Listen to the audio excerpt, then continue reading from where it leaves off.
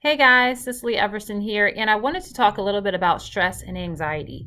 I think that right now we are all clearly living in a time that is, you know, frankly put, testing the heck out of our patients, right?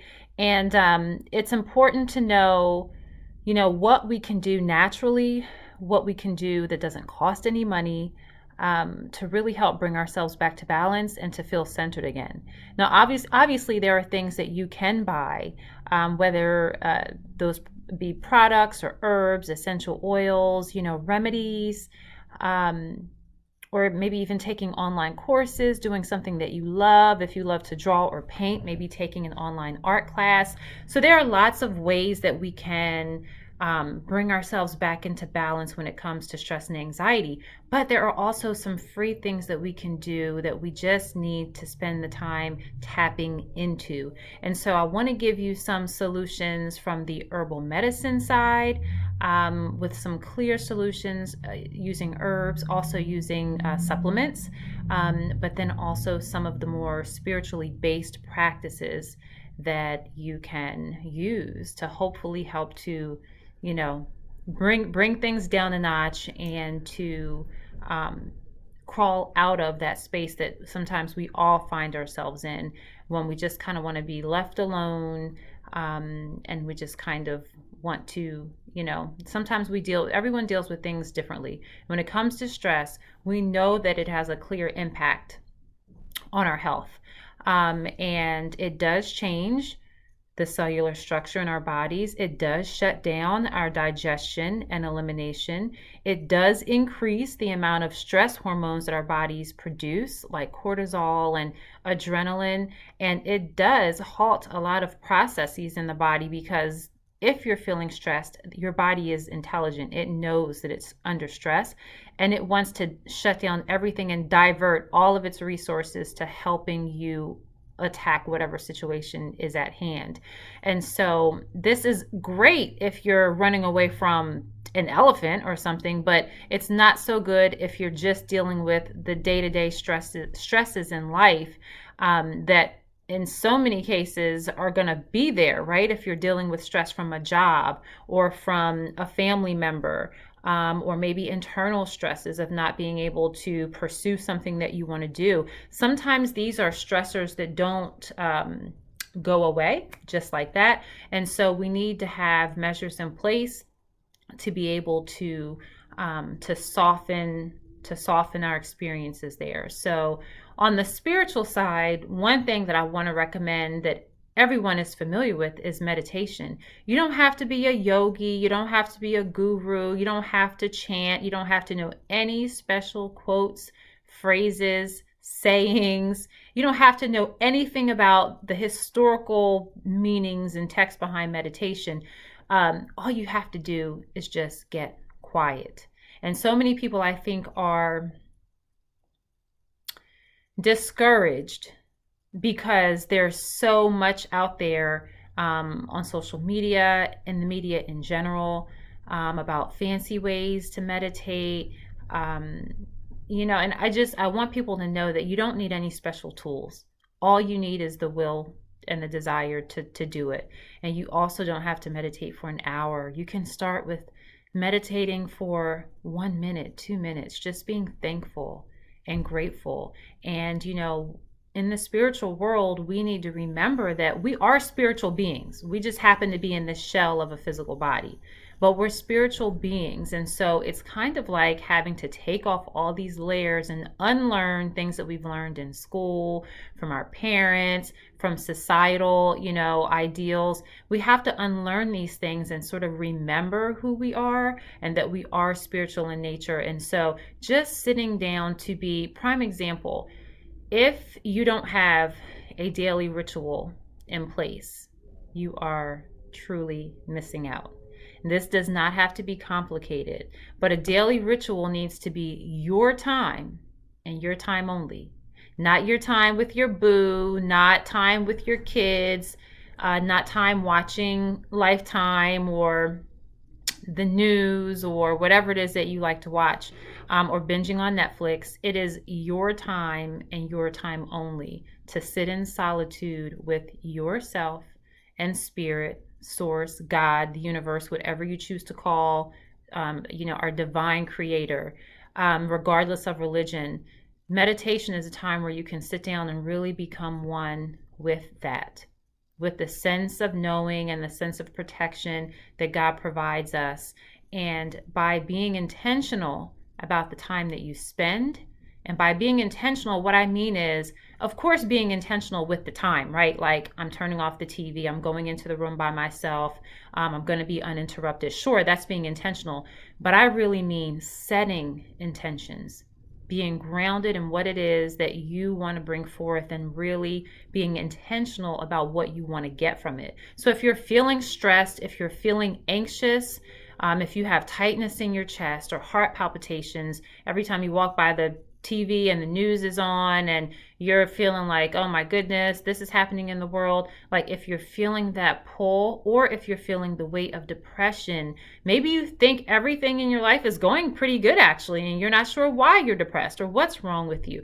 A lot of times it's just hormonal imbalances, whether it's the hormones in our brain, our neurotransmitters, or the hormones in other parts of our bodies, or nutritional deficiencies, which can contribute to mental health imbalances. Regardless of what it is, like, we have to take time to step back and set an intention and ask ourselves, what do I want? So if I'm feeling stressed or anxious or depressed, what do I want? I want to feel better. I want to not feel stressed. I want to feel calm, and I want to feel happy. So what would be the opposite in a positive way?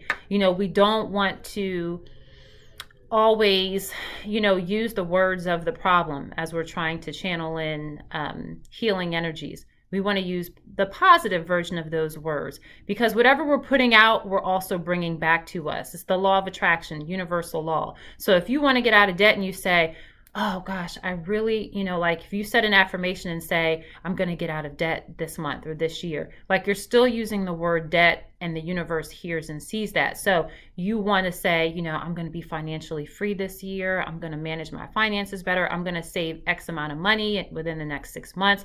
So the same thing applies, just like, a banker, a financial person would tell you how to manage your money. I mean, it's just basic stuff that we can all, use and return to. And so the same thing applies with meditation and with affirmations. It's thinking about the things that you do want instead of the things that we don't want. And that could be very challenging, and that's okay. If it happens as you start to just get quiet, and you can get quiet with music, without music. You can do a guided meditation where you're hearing someone talk to you and guide you through it. That's the way I started, and practice meditation for a very long time. I still do guided meditation sometimes, because it's just very helpful to keep me focused and balanced. But if I know that I'm feeling stressed, or if I'm feeling some anxiety, you can set the intention, like, you can say a prayer or a meditation, you can say a prayer or whatever it is that works for you, but you want to just become one with spirit, with God, and just set an intention that, I'd like to feel calm. I want to feel calm. I want to feel happy. I want to feel joy in my life. Let me feel joy just for the day. I'm a Reiki practitioner, and in Reiki, one of the things that is common is called the Reiki ideals. And it's almost like a prayer, like a Japanese prayer. And it's basically the point is focusing just on today. Like, I'm not going to show anger or judgment, just for today. Like, we don't have to worry about how we acted yesterday or what might happen tomorrow. Just focus on today. So as you sit down to meditate, just set that intention. I really want to feel calm. I want to feel at ease. Just for today, let me feel that. And when you get quiet, that is the signal for, all of those healing powers to really kick in and to help you feel tapped in, tuned in, and you just get filled with the presence of peace.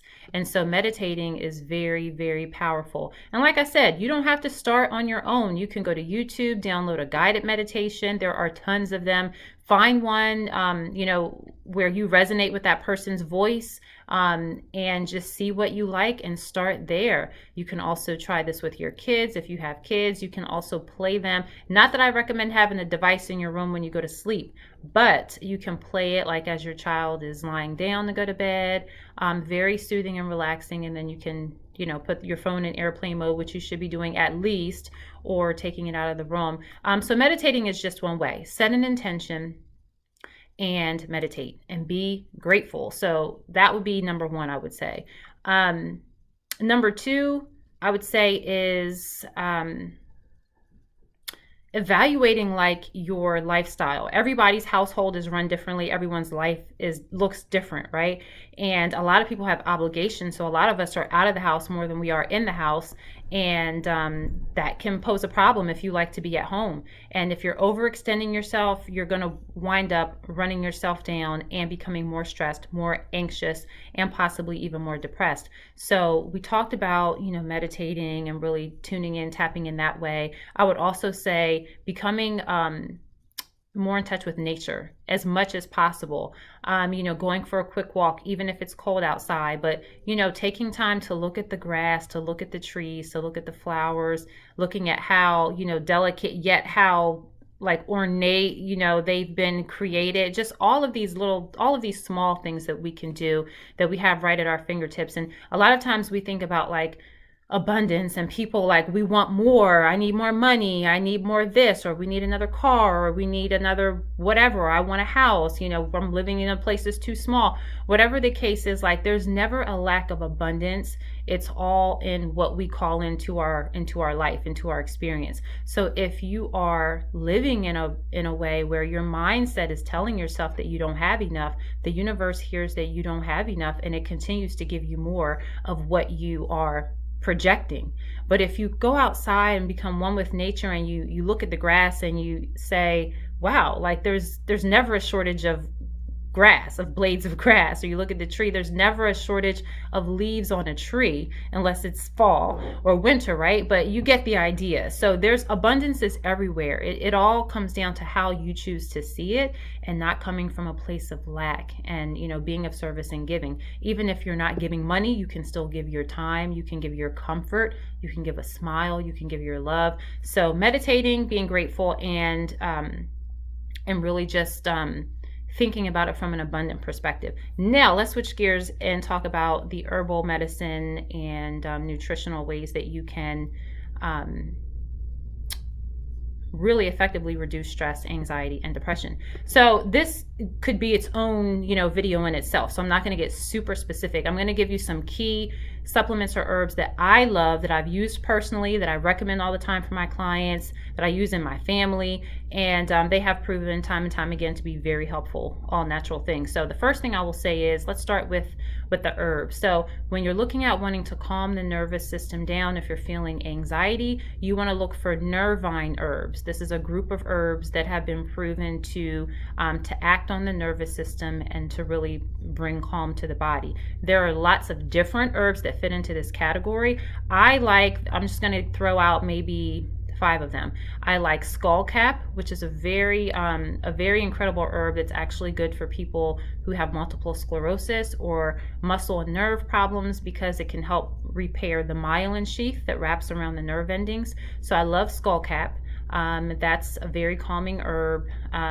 Valerian root, which I love, especially if you want to take it at bedtime, because it can help with sleep. It's a smelly herb, but if you can take it in a pill form, or if you take it in a liquid extract, you can just mix it in with some juice. That's 2. What's another one that I like that's calming? Passion flower. Another one that's calming, great for kids. You can use any of the ones I'm telling you can use with kids as well, but passion flower is another one. Lemon balm. Wood betony. Wood betony is an herb that's great for frazzled nerves. It's really indicated, back in the day, was indicated for almost every disease in the body, but can really work on the nervous system. And oats are so important. So I think I already said 5, but oats are so important. So of course we can eat a bowl of oatmeal, right, which does help with the nervous system. But if you really want to take it up a few notches, you can start with oat straw or oat tops. And you can consume these in an herbal tea form or as a liquid extract, or in capsule form. And oats can, the plant in itself really can help to regenerate the nervous system, especially if you've endured, chronic stressors over a period of time. It could just be having a 9 to 5 job, right? And not feeling like you have time for yourself. Most people's nervous systems need some work, including my own, so none of us are exempt. So oats are very beneficial for the body. So sure, you can eat more oatmeal, but really what I want you to do is to take oats medicinally. So oat tops, milky oat tops, or oat straw. You can find both of those are two different parts of the plant. Both are very beneficial. The oat straw is probably more nutrient dense, whereas the oat tops probably have more of an effect on the nervous system, but they both work. So those are options. Okay, moving into vitamins, supplements. Magnesium is like popping into my mind. Magnesium, like a flashing light. Magnesium is a mineral that our bodies require, and magnesium is responsible for over 300 enzymatic reactions in the body. So our bodies make enzymes. There are different types of enzymes, and 300 reactions are dependent upon your body making enough magnesium. If you're not making enough magnesium and you're magnesium deficient, you might have joint pain. You might have twitchy muscles. If you ever get when your eyelid twitches uncontrollably, or involuntarily, or your lip, your mouth or something, that would be an example of a magnesium deficiency. So magnesiums really help to calm and soothe the nerves. You can take it any time of day. Some people take it at nighttime because it helps with getting you relaxed, but it's not going to make you sleepy, so you can take it during the day. You can take magnesium in different forms. If you take it internally, you can take it in the citrate form, which is a powder. You would mix it in with hot water or tea, or even room temperature water, and drink it down. You could take it in a capsule form, and that there are different forms of magnesium. I like magnesium glycinate or citrate, but there are other forms of magnesium. So that's one way. You could take it orally. You can also use it topically. So you can get magnesium and magnesium salts in a spray form, and you don't want to apply it to broken skin because it will really burn, because it's like a magnesium salt, like salt would do. But you can absorb magnesium through your skin. So you can buy a topical magnesium product like a spray or a cream or an oil. Another way that you can get magnesium is through your bathtub. So Epsom salts. Epsom salts, that's magnesium salts. And so you can include that into your daily ritual, right? And you can make that a part of your everyday routine where you're soaking up this magnesium and really helping to bring yourself down and calm your nervous system. It helps reduce anxiety. It's going to help improve sleep. And it's like that domino, right? That's standing in front of 300 other dominoes, which would be the enzymatic reactions that I mentioned. And if there's not enough magnesium, that first domino can't fall, and neither are any of the other ones. And so your body needs that in order to function properly. Another thing for anxiety and stress, what would be another supplement or mineral? I would say lithium orotate. So lithium, if you've ever heard of lithium carbonate, that's the pharmaceutical drug that's used in bipolar patients. This is different. So lithium orotate is literally just a mineral salt. We all naturally make it, but again, we live in a time where the soil and the food, the air and the water, that things are not like they used to be. So most of us are deficient. I won't say that most of us are deficient in lithium orotate per se, but most of us are deficient in vitamins and minerals in general. So lithium orotate is a mineral that you can take, that's very, very non-toxic, very safe to take. Usually I recommend taking it with meals. You'll start with like maybe 5 milligrams, 1 to 2 times a day. It can help with anxiety rather quickly, anxiety and depression. And if you look it up, you can find research papers that show studies where it's been used in with patients who have bipolar disorder, where it did completely restore their function and really help to balance their mental health, their mental wellness. So lithium orotate would be my number 2. My number 3, and I'll end it here, I would say, it's tough to end it there, but I would say L-theanine. L-theanine is an amino acid that can be taken orally in a capsule or a liquid, and it's an amino acid that helps your neurotransmitters to function more properly. So your neurotransmitters are the hormones that live in your brain, basically. They aren't all made in your brain, which, it's a whole other story. But like serotonin, which is that neurotransmitter that allows you to feel happy, almost all of that is made in your gut, 95%. So while we have hormones in our brains, we also need to remember that taking care of our digestive system is the core of our health, period. If you don't take care of that, you're going to have problems. So if you take care of your digestive system, your body can then manufacture a lot of these neurotransmitters on their own. But L-theanine is also another calming supplement.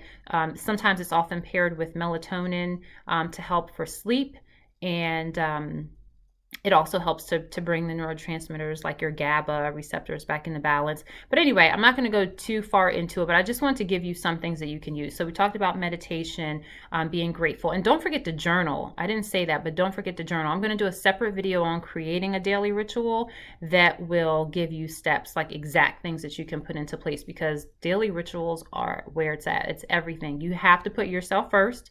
Most people will say that you put your spouse, your kids first. Of course, you're putting God first or creator first. But in terms of your day-to-day living, you have to put your well-being first, or else you can't serve, right? You can't serve anyone else. And you certainly can't serve from an empty cup or a half full cup or depleted cup. So you have to start to fill yourself back up. That way you can thoroughly be there for other people. To be halfway there for other people is not really all that effective. So the more you put yourself first, the more beneficial you'll see that it just comes back to serve you, right? So we talked about meditating, being grateful, setting intentions, and those positive affirmations, and then using herbs to help really calm the nervous system, like skullcap and lemon balm, passion flower, and then we talked about some of the supplements. So I hope this has been helpful. It's a little longer than I intended it to be, but if you guys have questions, you know where to find me. You can reach out to me. You can email me at hello@taoholistics.com, or you can visit my website, taoholistics.com, and let's chat about it a little bit more. So hopefully next I'll be bringing you guys a video on creating a daily ritual, because everybody needs something to bring them back to center. Everybody needs something to bring them back so that you can feel centered, empowered, and capable of the tasks at hand, even if it's just getting up to clean the house, or getting up to read or to finish writing that book that you started. Whatever it is, like, we have to have something that grounds us and reinvigorates us to keep going. So that will hopefully be the next video. Until then, I will talk to you guys soon. Bye.